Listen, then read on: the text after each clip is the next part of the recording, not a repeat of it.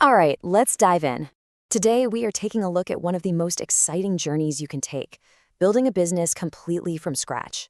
We're going to break down the entire blueprint, from that first light bulb moment to a full-blown company. You know you have. We all have, right? That little spark, that what-if moment that just pops into your head. Well, that's exactly where every single great business begins. And today, we're going to unpack the entire roadmap from that initial idea to a real, living, breathing company. And at the heart of it all is this one word, entrepreneurship. But it's so much more than a job title, isn't it? It's really this whole process of creating something new, of solving problems, and yeah, of taking some pretty big risks, all for the chance to build something of value. It's the engine that powers everything. So, what really makes an entrepreneur tick? What's going on in their head? Well, it turns out there isn't just one way to think. Let's look at two totally different ways to approach building a business, which really showed two very different mindsets. Okay, this is where it gets really interesting. On one hand, you've got causation. Think of this like using a map. You pick your destination first, a specific goal, and then you figure out the best route and the resources you'll need to get there. It's all about planning. But on the other hand, you've got effectuation. This is totally different. You start by looking at what you already have in your hands, your skills, who you know, the cash you've got, and you ask, okay, with this, what can I create?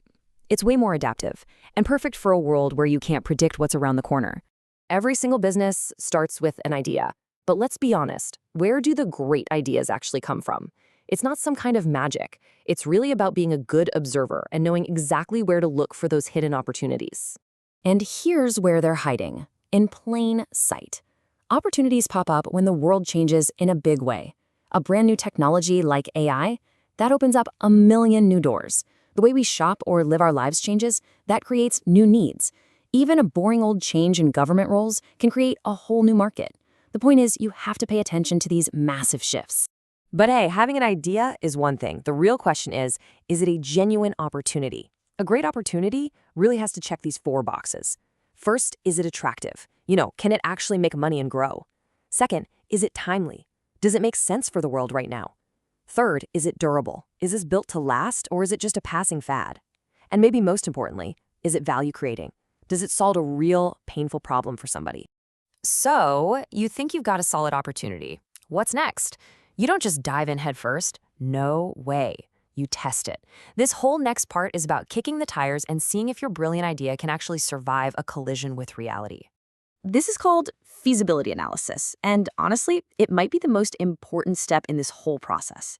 It's the moment you go from saying, I think this will work, to I have evidence this can work, and you do it before you pour your heart, soul, and your entire bank account into it. First up, product feasibility.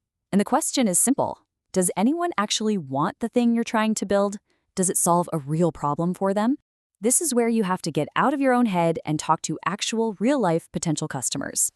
Okay, next up, market feasibility. Let's say people do want it. Great. But how many people? Is the market big enough to build a real business? And what about everyone else already out there? You have to be brutally honest about whether you can actually find your own space and win over customers. Then you've got to look in the mirror. This is organizational feasibility. Look at your team. Do you guys actually have the right mix of skills? The tech skills, the business skills, the marketing chops to make this happen? If not, what pieces of the puzzle are you missing? And finally, we get to the bottom line, financial feasibility. This is where you have to run the numbers. What's it going to cost to get started? How are you actually going to make money? Is it even possible for this thing to become profitable? This is the ultimate test. Now, to pull all of this thinking together, there's this fantastic tool called the Business Model Canvas. Seriously, it's like a one-page blueprint for your entire business. On the right side, you map out your customers and the value you're giving them. Over on the left, you figure out all the stuff you need to do to deliver that value. And then down at the bottom, you balance what it's going to cost with how you're going to get paid. It's the whole shebang, all on one page. So your idea's been tested, and you have a solid blueprint. Now it's time to build the engine that's going to make this thing go. And that engine has two key parts, the right people and the right money. Look, an idea is only as good as the team that brings it to life. The best teams have people with skills that complement each other. You need the person who can build it, the person who can sell it, and the person who can steer the ship.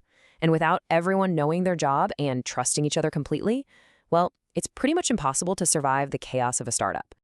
And then there's the money. This slide maps out the typical funding journey. It's kind of like leveling up in a game. You start small with seed funding, just enough to prove your idea works. Once you've done that, you move to the early stage to actually build the product. Once you get customers and you're gaining traction, you go for growth capital to scale up. And finally, expansion funding is for making huge moves, like going into new countries. You have to earn each step. We're getting close. The team is ready, the money is in the bank. Now it's all about putting those last few crucial pieces in place for a successful launch. Your go-to-market strategy is your game plan, and it really comes down to the classic 4 Ps. It all starts with your product. Then you've got to land on the right price. Next is place. Where can people actually get it? And finally, promotion. How are you going to shout from the rooftops and let the world know you exist? And of course, you have to make it legit. This isn't just boring paperwork.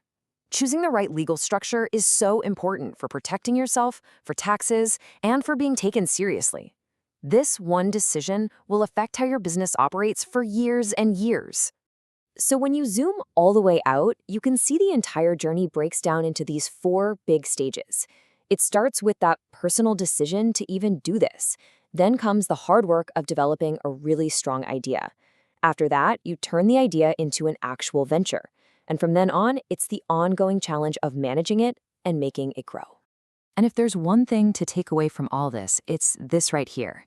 It all boils down to 2 things: a strong idea and effective execution. You absolutely need both. A brilliant idea with a terrible team will fail every time. And perfect execution of a bad idea, well, that just gets you nowhere fast. Success lives right where those 2 things meet. So there you have it. We've just walked through the entire playbook, from a random thought in the shower to a real company out in the world. The roadmap is clear. So the only question left is the one right there on your screen. What will you build?